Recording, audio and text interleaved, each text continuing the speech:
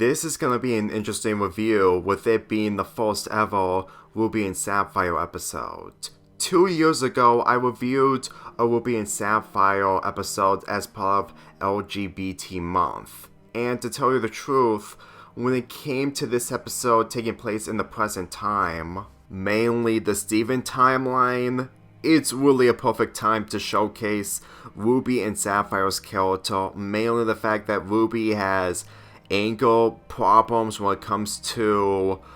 what Paul did in the last episode, all the while that Sapphire looks into the future. And to tell you the truth, the unfusion of Garnet really showcases on the fact that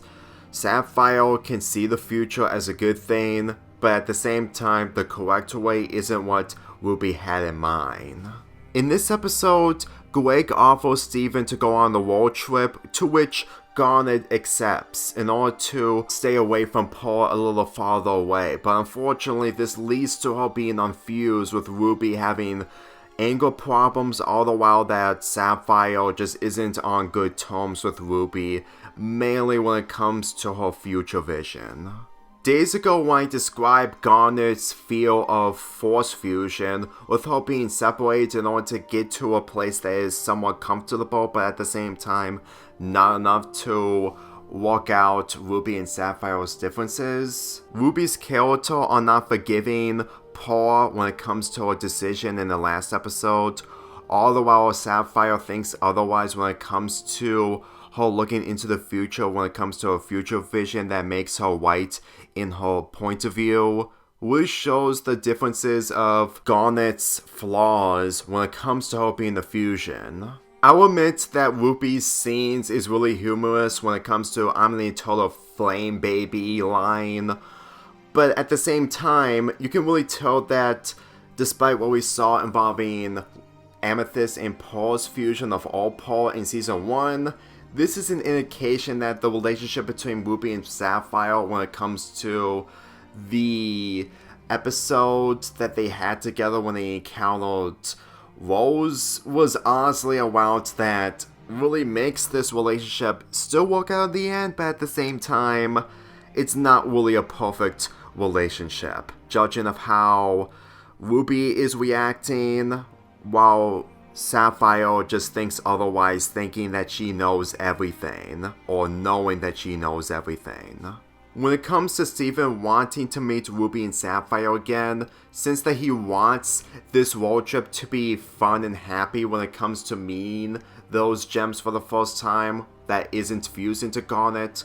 I have to say that he really wants to make the best out of it, while trying to use this road trip as a way to have Ruby and Sapphire reconcile, despite of what Paul did to them in the last episode.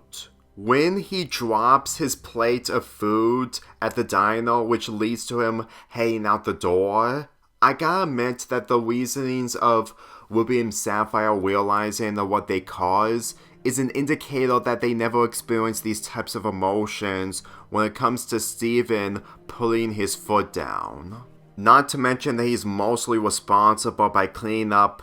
his mother's mess. Even though that the whole Cry for Help episode had nothing to do with Rose, you can really tell that he has to handle everything in order to work out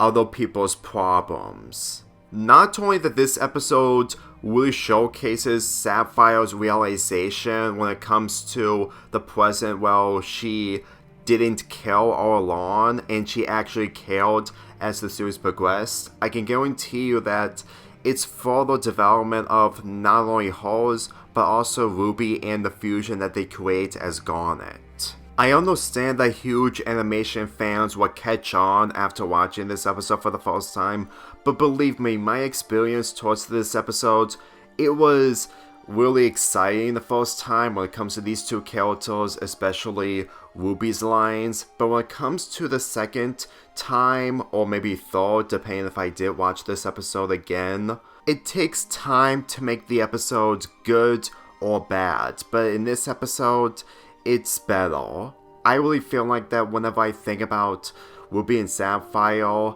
since this is my second binge watch, it really shows that in the episode The Ansel, they have a close relationship, but that's mainly the fact that they were in a situation that is a lot more different compared to the environment that Steven's in. So if there's one thing I can give to people before they watch this episode for the first time, at least have an open mind, but be prepared to at least expect the unexpected when it comes to Ruby and Sapphire. Believe me when I say this,